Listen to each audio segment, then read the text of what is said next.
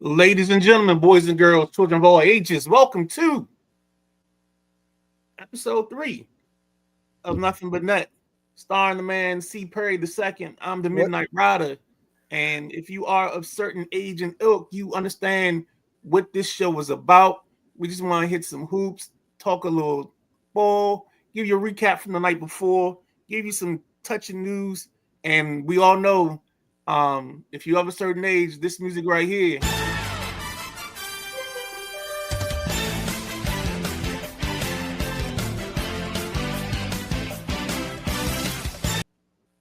If you love that music, then you're gonna love this show.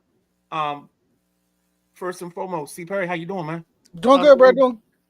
Doing good, bro. Doing good. Always staying busy and always staying connected. What about you, my brother? Man, doing good, man. Just life is life right now, but it's all good because for an hour, a half hour, whatever the day is, I get to lose myself in something I love to do, man. Exactly. So beautiful thing, man.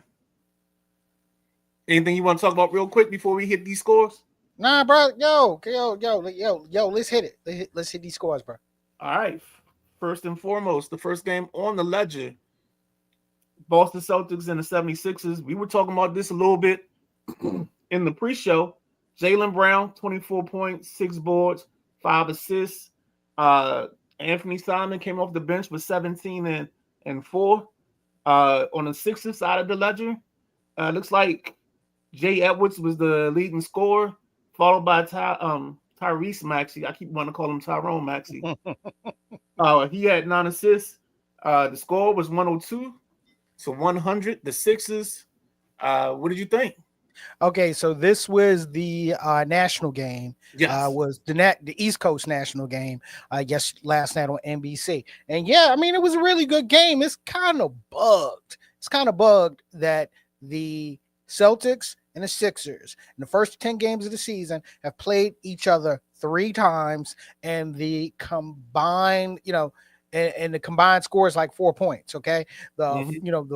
the first game, Philly won by 1 point. Second game, Celtics won by 1 point, and then last night the Sixers win by 2 points. So really tight, and especially and of course the Sixers were without Joel Embiid. So we're looking at right now. They're sitting at 7-4, and I hate to say it. How many minutes are we into this show? Oh, about 3 minutes or some odd change in the show. It's early, guys. It's It's still early. early. It's still early, but this is also around the same time where you're seeing everyone, develop into what they're going to develop into. Give it another 10 games and then I'll stop saying it's early, because then we would have been at the quarter part of the season. So No, I totally agree. I'm a 20 game guy. Once we hit 20 games, we can start talking about what we see. But we do know sometimes injuries happen and teams have to change on the fly. So we're going to have some different opinions throughout the course of the year of who's doing what and what's going on. exactly. Speaking of which, another good ball game from last night. Uh, Denver versus Sacramento. Denver 122, Sacramento 108. The key people from last night's ball game, uh, it's got to be the Joker. 35, 15, and 7. Sometimes he makes it look too easy. Uh, Jamal Murray came out with 23, 3, and 8. He did a good job. On the Sacramento side, uh, Sabonis had 19 and Eubanks had 19. Eubanks had 7 boards to go with his 19 points. Sabonis had 8 rebounds to go with his 19 points. Um, Take it away. Tell me what you think. Yeah, 5 game winning streak by the Denver Nuggets. This was a team that I picked to make the finals this year, and I'm going. Even though we're at the early point of the season, that's one I'm kind of still going. This one I'm kind of going to still stick with. Joker, Joker doing Joker things. All right, this is what I expect, and what I even more expect this team to be good and competitive is when you have a healthy Jamal Murray at the beginning of the season. I mean, 23 points in last night's game. As long as Murray, as long as Murray stays healthy, and the bench that they are developing, still waiting for Cam Johnson to get used to where he's at before he takes off. Of course, Bruce Bowen's been there before, Bruce Bowen already knows the lay of the land, and of course, my man TJ3, Tim Hardaway Jr. Yeah, once again, expect big things from Denver. I love Aaron Gordon's the way he's playing lately. I think they moved off of Porter just so he could play more, he can get more shots, and I think he hasn't. It looks like he hasn't been letting them down. He gave them 17 last night. Oh, we had a Russ sighting. Russ gave him 14, 8, and 11. But I'm still with you. I don't think I think I picked OKC as my favorite, but I think I picked Denver to be the team to meet them in the conference finals. If memory serves me correct, and if I'm wrong, I'm wrong. It's early. But just one of those games, man. Just a good ball game out on the West Coast. Do you know if this was the West Coast? Hold up. You said it was early. You said it was early. Give me a second. Okay. Drinking game. Okay, go ahead. What was that? I'm not doing that one. No, I think the Warrior Thunder were the West Coast. Warrior Thunder was the West Coast national game. All right, cool. So before we get to that, let's hit this Pacers versus the Jazz. Jazz 152, Pacers 128. Yeah. Good Lord. Siakam 27, 5 and 4 for the Pacers. Nimbum 25, 2 and 7 for the Pacers as well. On the other side of the ledger, Markkanen 35, 3 and 2. I'm gonna pick me an easier name to pronounce. I'm gonna go with Ace Bailey with 20 points, 4 rebounds, and 1 assist. I haven't seen Ace play much this year, but good God, 152 points. Yeah, this was it's an ugly one. Yeah, well, it's surprising. A surprising. I'll say this: a surprising track meet and big scoring output from the Jazz.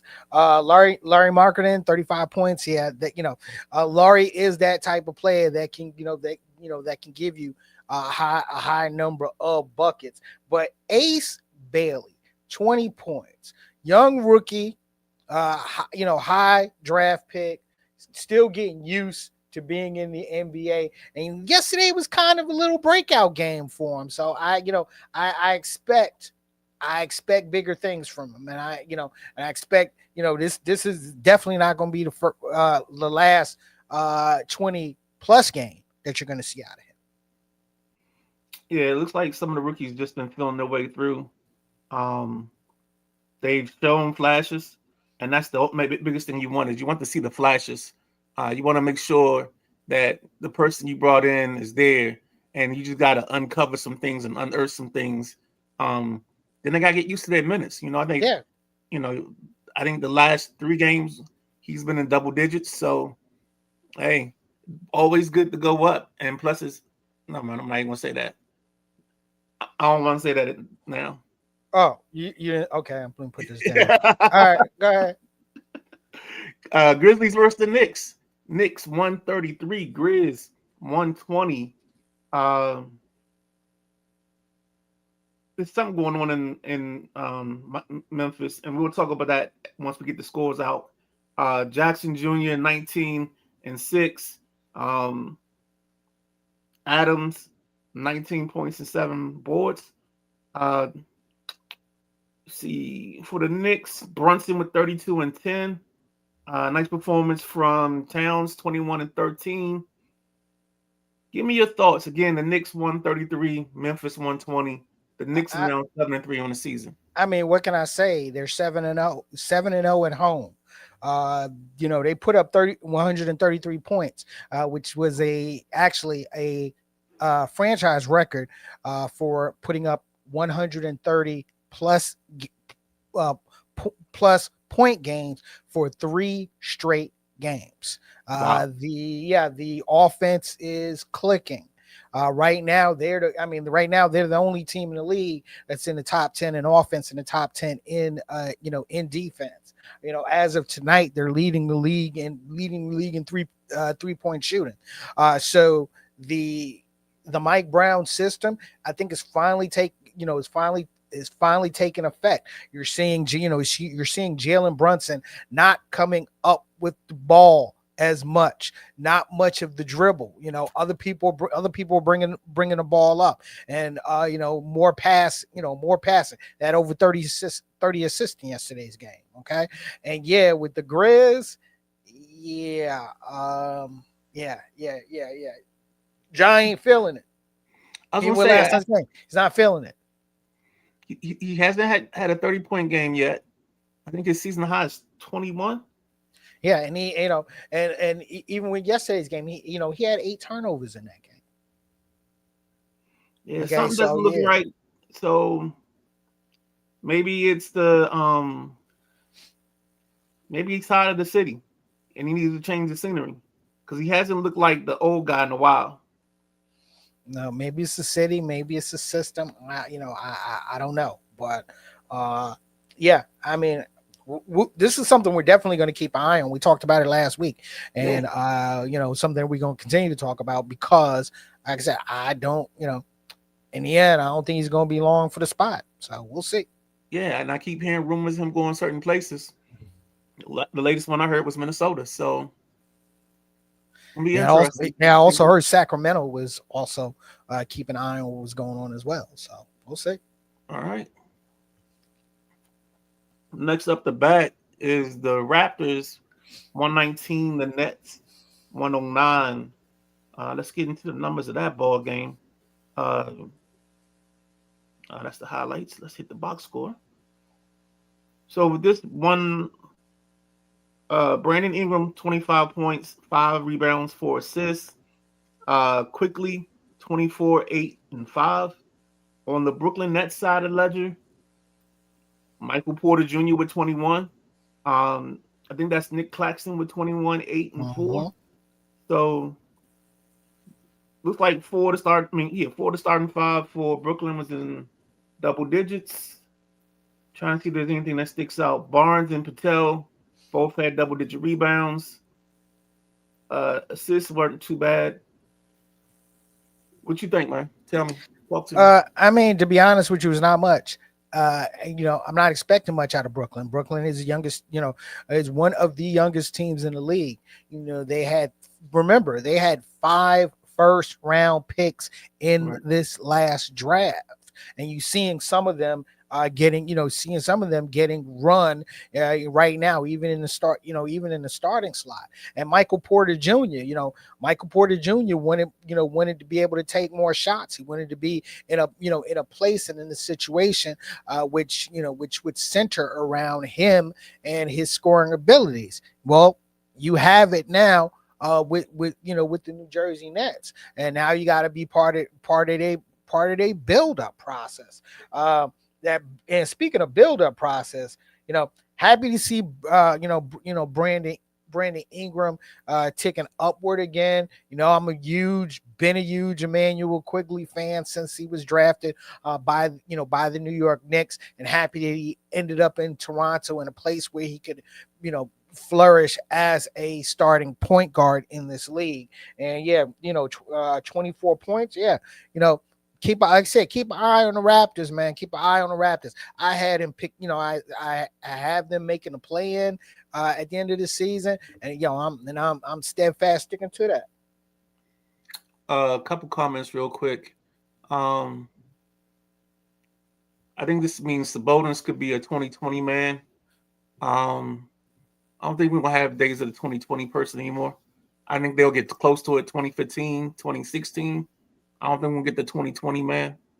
Uh, thanks, big guy, for the note. Let's get to the star of the night, the second star of the night. Hmm.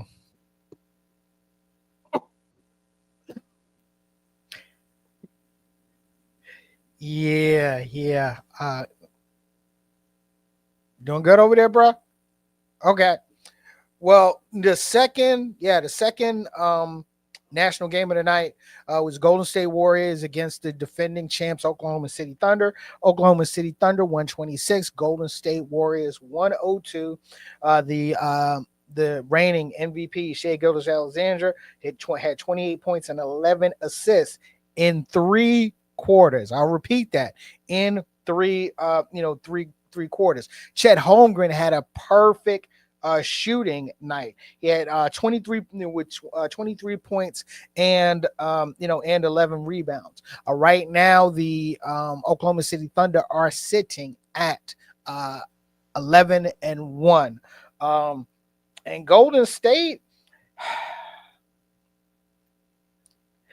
once again, I'm once again going to say, it's early. But if anyone had a chance to check out the post game press conference, Draymond Green won't looking or sounding happy. So I'm not sure what exactly is going on in Golden State, but hopefully them old boys will be able to get it together. And I do emphasize old. It was interesting to hear the comment of individual goals or individual ideas.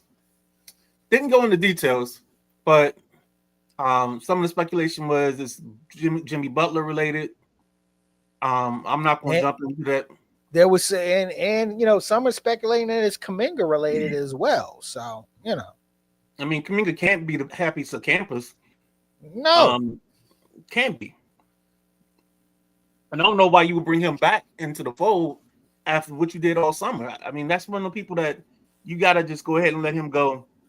Let him take the best deal for him and send him on his way, because it's not worth it to keep him there, because you're going to have chemistry problems. And look at where we are.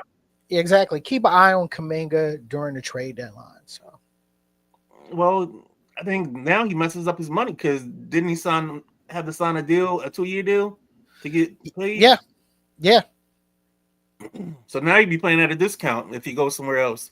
But I mean, that's the risk you take when you do it that way.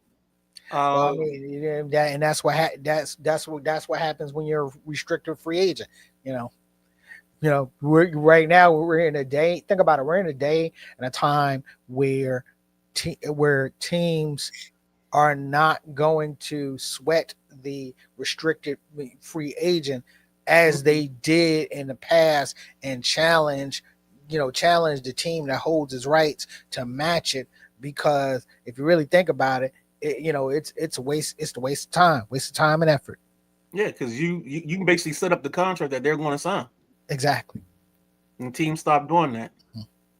So yeah, you want to take the reins from here? Yeah, let's go. Let's definitely go into some of the news that's come out of this week.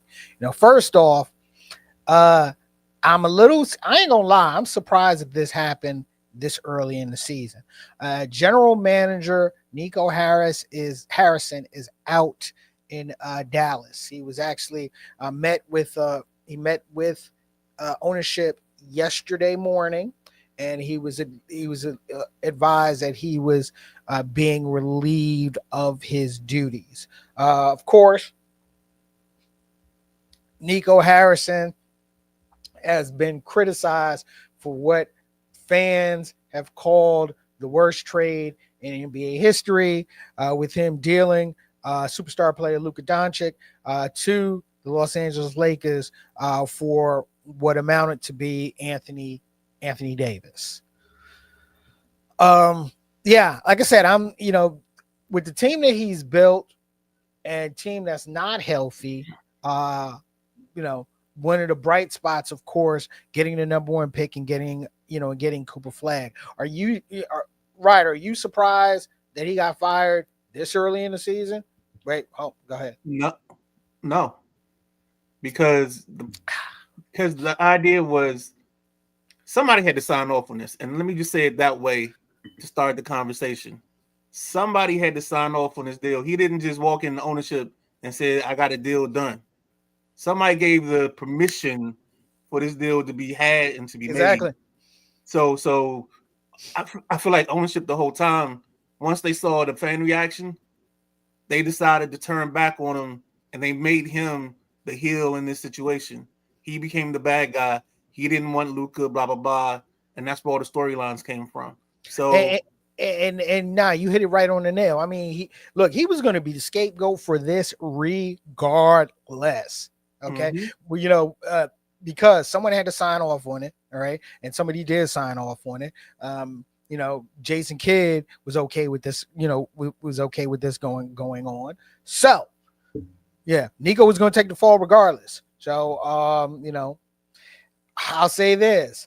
Hopefully he'll land a nice spot somewhere else, because from what I can tell with him, he's done a good job when it comes to building a mm-hmm. team.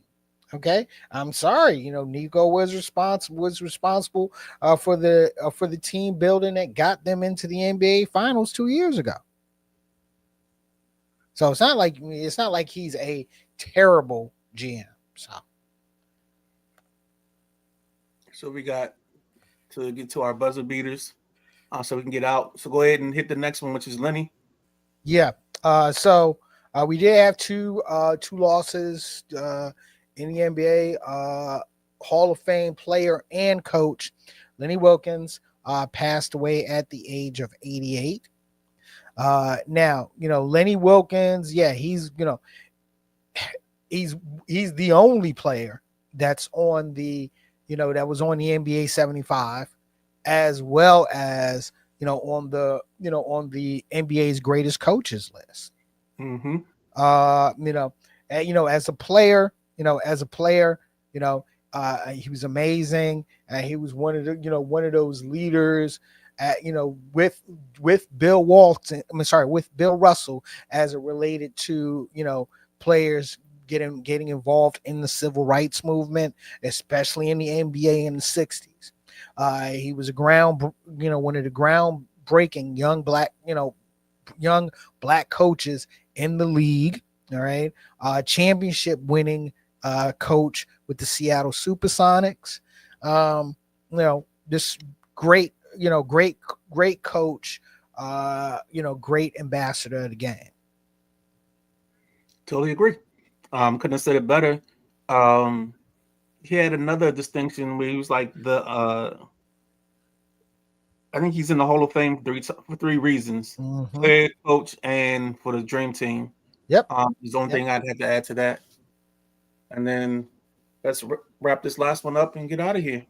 Okay, so and the other RIP, which we found out yesterday, Michael Ray Richardson passed away at the age of 70, due to pancreatic cancer.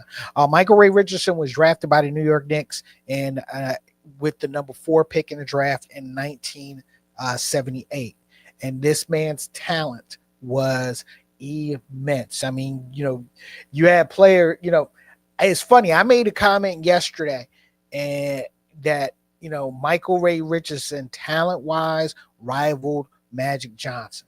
And a friend of mine had popped me and said, I don't know about that. And then I shot him what Magic Johnson said about Michael Ray Richardson. And the quote was, there was one player that I was afraid to play against was Michael Ray Richardson, because Michael Ray Richardson was that guy. His talent, his talent and skill set was similar to Magic Johnson. Okay, he was an all-star in his 4 years with the New York Knicks.